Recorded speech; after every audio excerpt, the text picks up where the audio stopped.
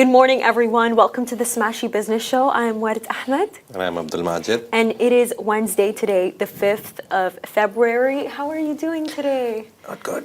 Yeah. Tonsils. Getting medicine. But yeah, overall, it's been a good week. We went to SEF. She went to SEF. She's finally back. It was great. It was so How was great. it? Oh, it was crazy. You know, like Majid, it was truly such a core memory for me. Like I can never forget that because basically I went with my best friends. I took them with me. Those were like my videographers, my camera people. And I feel like one of the most memorable moments for me, it was meeting Mohammed bin Ghati and interviewing him. And you know what was so special about the entire story itself is I remember when I went home, I stayed with my aunt in Sharjah. And she was like, by the way, like, you know, like, what did you learn? Like, tell us, like, how do we become like him? And I remember my cousins were so excited. And I said, to be honest with you guys, from the interview itself, I can't tell you anything because he's media trained, like, really well. Like, you know when you just can't get anything out of somebody? Like, their responses are absolutely perfection. That was him. But you know what I told them? There's two things that I noticed. He prays, and he really loves his wife. Those are the two things that I noticed. And then I remember my cousin looked at me and he was like, oh, okay, all right. I'll treat my wife really well and I'll pray. And that's how I'll become like him. And I'm like, you know what? Honestly, yes. And imagine it was so entertaining because I saw this security guy standing right there. You know what he did? It was so hilarious because his manager is right beside him. And Mohammed bin Ghati walks past him. He's like, man, wait a minute. How did you do it? Tell me. I want to become like you. And then Bin Ghati started laughing and he was like, honestly, like, just keep working hard. And he went like, I'm working hard. What do I do? And then, and then Bin Ghati was like, you need to develop a skill set. You need to develop a skill set. And it was just so interesting to see the way how, you know, he spoke about how he's an architect, like he's really well educated and he's honestly really kind and very humble too. But just for me, what stood out to me was the way that he was running to catch his prayer, by the way. Nice. And we actually stopped him. We're like, wait, can we get our photo? And then we all felt bad. We were like, no, go pray. But it was beautiful to see that. And I think when you meet these people, much more than the responses that they give you, when you actually see the way that they interact with the people around them, whether it's, you know, their wife, whether it was that security guard, I feel like you just kind of sit there and you deep that sometimes it's all about character. It really is all about character sometimes. There was Tawfiq as well. You interviewed Yes, Tawfiq. There was a long list. He's such a sweetheart. No, really, Tawfiq is such a sweetheart. I remember when we were walking out, he's like, I love you guys. And we're like, we love you too. No, he was really nice. He was really nice. Super humble too. It's, to be honest with you, like, Majid, you would not even think that they're big people whatsoever. You really would not. That's how humble they were. Like I you know what? I'm thinking about it, and I'm not really thinking of them as celebrities. They were just really humble, really kind, really down to earth. You know, it wasn't one of those situations where it was like, oh my God, please, can I interview you? Say yes. Like it was really easy, and I think with Tawfiq, it was so special because I remember he looked at all three of us, me, Fahim, and Sar, and he's like, oh my God, you guys are so young. And it was really sweet. And I remember like after it ended, he started giving us life advice and he said, you know, like you kids are going to go far. You're going to do great. Like he was a really sweet guy. He was really sweet. Overall, your experience was great. It was, you know what though, the second day, oh my God, Majid. So basically it started raining in Sharjah. Oh. It started raining and I was on the taxi. I was on my way to the event and the taxi guy, listen, taxi guys in Sharjah, they are different than the ones in Dubai. I can tell you that. I've experienced it and they are very different. It's raining, by the way, and it started pouring heavy. He's like, can you guys please get out quickly? Yeah. And he dropped us off somewhere very far. So imagine, I am walking in the rain with my glasses being battered. And it wasn't like, you know, like raindrops, like fun raindrops. No, Majid, it was like battered. Like it rained down on me and it like ruined my day. It was just cold, sniffly. Like I was like, no, absolutely not. But by the way, like staying in Sharjah, it's not bad, Majid. Yeah, Sharjah. I love Sharjah. It's a great place to be. I love it for the food though. The food is really good. The food is really good there. To be honest, best food in the whole 7 Emirates, Sharjah. No, That's my I opinion. agree with you. By the way, you know Yeah. what? Every corner there's like a food place, and it's Yeah. all like the authentic spots. Yeah. Like I went to the spot. It's called Shamsan, and it's like this Minaish spot, and it was so good. It was so and it was like it was homegrown. Oh. Like the entire business, it was all like Syrians, and they made the best Minaish that I ever had in my life. Like something about it, like it's just a city. Their food is good. I won't lie to you, it's really good. Yeah. But And I love that they have a mosque like every half kilometer. Like Yeah. you'll stand in a place, you'll look around you, 4 mosques at least you'll see. So that's also the good part about Sharjah. and it has like a, I don't know how to explain it, but it has this real touch to it. Does that make sense? Like that Yeah. that artificial touch that I feel like exists in Dubai is not there whatsoever. Sharjah is very, very naturally, and they haven't become different. They're still the same Sharjah you would have seen like 10 years ago, maybe. They've stayed like connected. They have changed. Somewhat, obviously, They but have. the main core remains the same. Yeah. Okay, so for today's topics, for our first one today, the UAE's cabinet has approved major infrastructure, cybersecurity, and economic initiatives. And a part of this, there is a lot that's going on. Firstly, they're basically going to develop a high-speed rail project. And the UAE cabinet was actually chaired by His Highness Sheikh Mohammed bin Rashid Al Maktoum. And basically what they did is that, you know, they reviewed the Ittihad's high-speed passenger rail, and they're actually going to launch it, and it's going to contribute 145 billion dirhams to the UAE's GDP over the next 50 years. And for me in particular, what I found very interesting, it was this cybersecurity strategy. Yeah. So basically, they're trying to reinforce the UAE's global leadership in digital security and ensuring a resilient cyber infrastructure. And like just very recently, we covered that story on WhatsApp. Do you remember? Which one? The one where it was regarding this Israeli startup company that was basically hacking? Yeah. Yeah, they tried to hack like 90 accounts from different countries. On And WhatsApp, they didn't say which countries or which people, but they told the categories. They said it's journalists and it's normal civilians as well. So it was a long list of people. But yeah, that happened. But cybersecurity, it's a very big it's a very big industry in the Middle East. According to my experience, I know a few people who have cybersecurity businesses here. Yeah. They're not really big.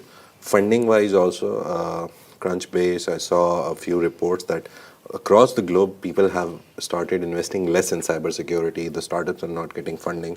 So this is a very nice move from UAE that they know. The good thing is that UAE has a very big digital database. You see, you have UAE Pass, you have ICP app, all the government agencies or all the government departments which do different works, they are all digital, they all have apps and all that. So they need a very good cybersecurity strategy because even a small breach could give people access to so much data. So that is why it's very important that they came up with this strategy. Obviously, the details, the whole detailed manuscript, they'll publish it soon. And not just that, but I think yeah. also with the fact that, you know, we're always speaking about this all the time. The fact that AI, it's like leading right now, and we're only going to get more and more AI. Yeah. I think the fact that the focus is really on technology right now is what triggered them to approve this national cybersecurity strategy. But more so than that, Majid, I wanted to tell you this, and I think it's a really special moment. I have changed my mind on AI. I have. Because I was thinking about it, and it's like, you know how there is this like increasing fear of AI. You know, of course, a lot of people welcome it, and they're very accepting of it. But then you also have people that fear it. You know, is it going to take their jobs? You know, like, what is it going to do? Is it going to be detrimental? And we always spoke about how, like, you know, Elon Musk, he went to FII8 in Saudi Arabia through this, like, video call, and he said, you know, there's a 10% chance that AI might make everything go bad. And I was actually thinking about it, and it's like, what's actually bad is when, you know, an entity is constantly bombing an area. What exactly is that doing to the environment? That's what's actually bad. But in fact, something like AI, not only is it going to improve all of our lives, but it's actually going to improve the lives, the most of those who are actually less fortunate.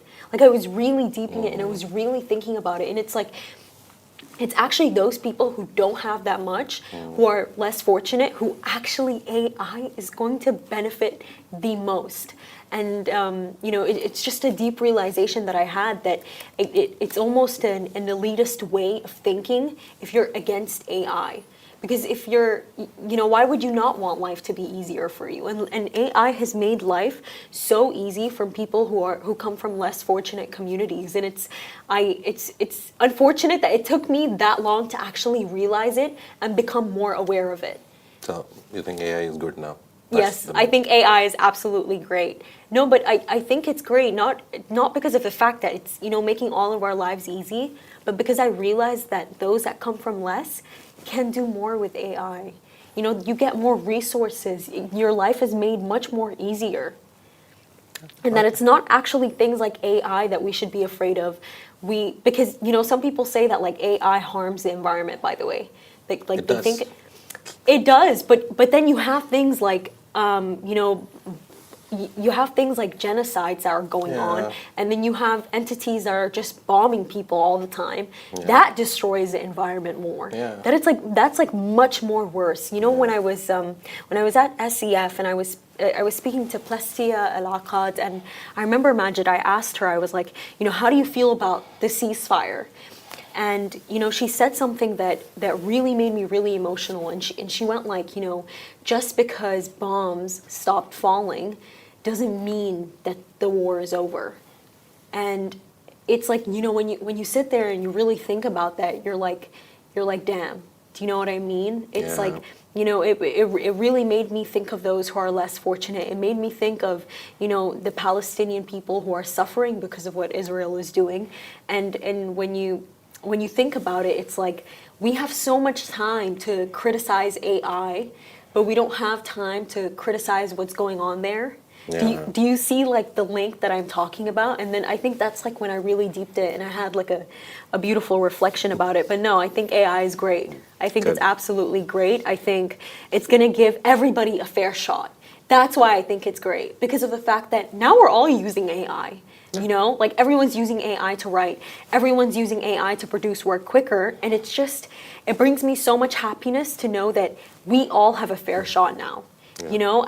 It's crazy, but I feel like now your skills don't distinguish you. Like you could be a great writer, somebody else could be horrible, but they have great ideas. Do you see what I mean?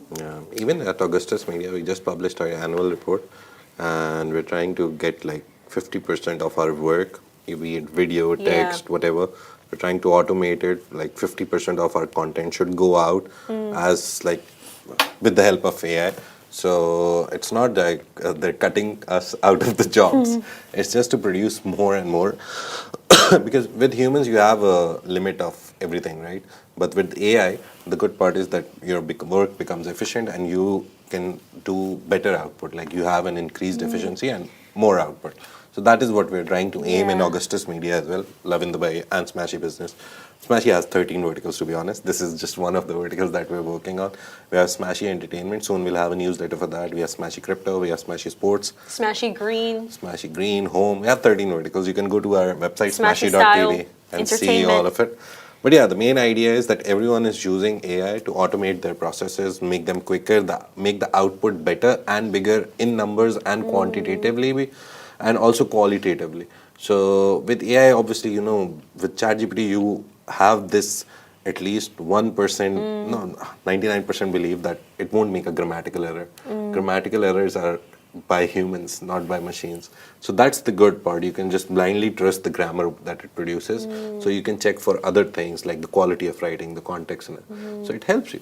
And that's why it's great that the UAE has come out with this cybersecurity strategy. And I think what it, what this says about them is that they have a keen awareness of how we're heading into such a technological future, and that while it is great and it is positive and there will be so many positive outcomes out of it, in the end of the day, we still need protection. Yeah. I think that with growth, you always need to be very careful of what can come out of it. And, we can see that they have a great awareness of that. And secondly, for our next topic today, this is about BlackRock. Oh my God. I We love. discussed BlackRock yesterday. You've discussed it yesterday? Yeah, I discussed it with Rich. Sorry. Okay. No, it's Yeah, all yeah. right. We can add more Yeah. context to it. So basically, for those of you who don't already know, BlackRock is the world's largest asset manager with currently $11.5 trillion in assets under management.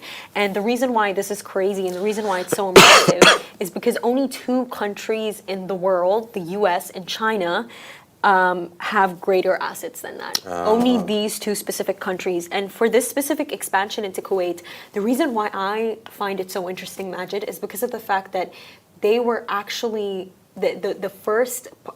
last year, they actually announced expanding into Saudi Arabia first, and then came UAE, and now we have Kuwait. And for me, the fact that they chose Saudi Arabia first, it not only does it signal to such strong investor confidence, but even they can tell the amount of wealth that is sleeping in Saudi Arabia. Yeah. No, really, I was thinking about this, and it's like, I feel like a lot of people nowadays, we're hearing it and they're saying like Saudi Arabia is changing.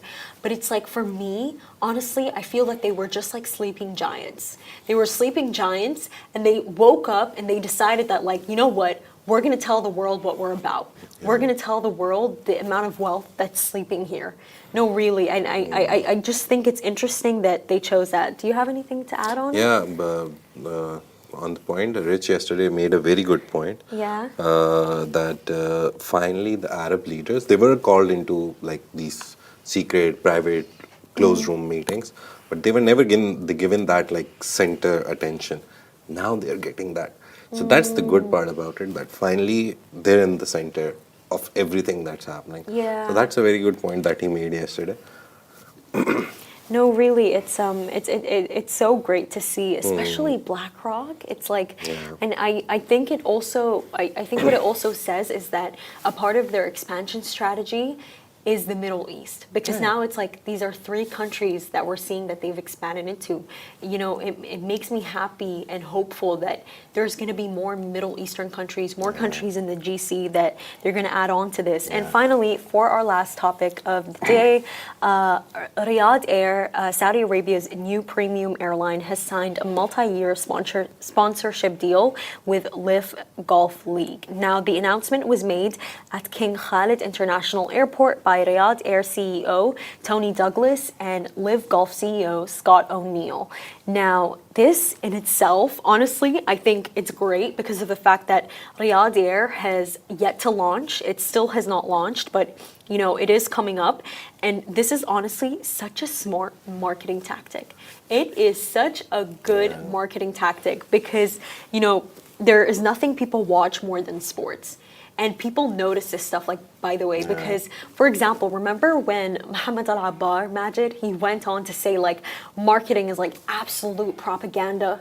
I fired my entire marketing team. But, Al-Abbar is the same person who, if you take a look at some of the sports teams in the UK, their T-shirts have noon on them, by the way. So this kind of marketing, it does work. And you know how I noticed it, by the way? I was just watching football. And I'm like, hold on. Is that noon that I see right there? Like, I see. And I remembered what he said, and I'm like, okay. You don't view that as marketing. That's interesting. But people watch sports. And I think it's gonna make the entire celebration of Riyadh Air actually launching even much more bigger than it is. What do you think about it? Riyadh Air, it's one of the biggest projects that has been talked about last year as well. The only problem they have is the Boeing problem right now, which the world is facing. Boeing airplanes, they're being delayed because of a lot of problems that Boeing saw throughout last year. And Riyadh Air apparently was going to be launched in the first quarter of 2025. But thanks to Boeing delay, recently we did a story that Riyadh Air is now delayed to the second quarter, or most probably the second half of 2025. But thankfully, it will be launched this year. They've ordered planes like 60 plus Airbuses and all that. Apart from that, they've ordered a lot of Boeing planes as well. So they're in for a very big launch, and because of that, I think they have invested in so many things where everywhere they want their logo. Even before they launch, they want to become a big name. Even so, as soon as they launch their first flight, everyone already knows Riyadh Air. We already see that there's Saudi Airlines, there's Flynas. Flynas was a very good budget airline. I've traveled in it once. It's fine. It's a very good budget airline, to be honest. All the budget airlines are same, to be honest, to an extent. But Riyadh Air is going to be one of the premium airlines. They're trying to make like 100 billion profit from it or revenue from it by 2028, if I'm not wrong. Apart from that, they're trying to add 100 destinations to it. So it's going to be a very big initiative. Let's see how it turns out. And not just that, but I for me, it's also in the name. Like you know how Majid, like when you say Emirates Airlines, everybody just catches the name, or you say like Delta Airlines, or whatever airline that it is. I think that them putting down this plane as Riyadh Air, it's like Saudi Arabia is gonna really gain more recognition from this because people. Yeah, I think it's a very smart move because Riyadh Expo is happening. So they came up with this idea. Maybe they came up with Riyadh Air before they were given Expo, or maybe after. I don't have the exact idea of that. I'll find that out. But even if they decided it before with Riyadh Expo, it's a very nice marketing tool because everyone will be thinking of, oh, I have to go to Riyadh Expo, flights, Riyadh Air. So it has a very nice potential of growing into a big airline. Yeah, it definitely and very quickly. does. And you mentioned quick. I remember at the Davos conference in Switzerland, they actually announced that Emirates Airlines is one of the fastest growing businesses in the world. So there's so much potential here, and I'm truly so excited to see what they do with it. Their marketing is already looking like it's going to be absolutely great. And the flip side of the coin is LIV Golf. LIV Golf, they started very small. They came up with like 4 or 5 tournaments, and it's a Saudi PIF-backed venture. But then in the first year, they gave competition to PGA Tour, which is the US PGA Tour. And all the big players started moving away because they were not getting enough money from PGA Tour. And now LIV Golf is also going on Fox Sports. We did that story as well, that they've partnered with Fox Sports, and US viewers can see all the matches, all the tournaments of LIV Golf, which is again a Saudi-backed tournament, on Fox Sports in America. That is a deal that was signed. Riyadh Air also has signed with a lot of ventures. I did a slide on that. I forgot where it is. Yeah, so they've also partnered with Atletico de Madrid, which is a Spanish club. So their logo is going to be there, Riyadh Air. And there's CONCACAF, which is the Confederation Cup of Africa. They will have sponsorship there as well. And the WTA finals in Riyadh, they're going to have their sponsorship there as well. So it's not just LIV Golf. It's great that they've done so much pre-marketing. I just think that Riyadh Air exists. At this point, I think Riyadh Air exists. Yeah, even without a flight, I think it exists. I remember when I was reading over the script. I was telling Majid this. I was like, it hasn't launched, right? Like, I know it hasn't launched, but why do I feel like it's already here? Because the discussion around it has been so big. And with that being said, thank you so much for watching, everyone. There are more big things to come on the Smashy Business Show. This is Smashy Business Show, a Smashy Business production under the Augustus Media Podcast Network. Make sure to follow our newsletter on Smashy TV, and please follow us on all of our news channels. Thank you.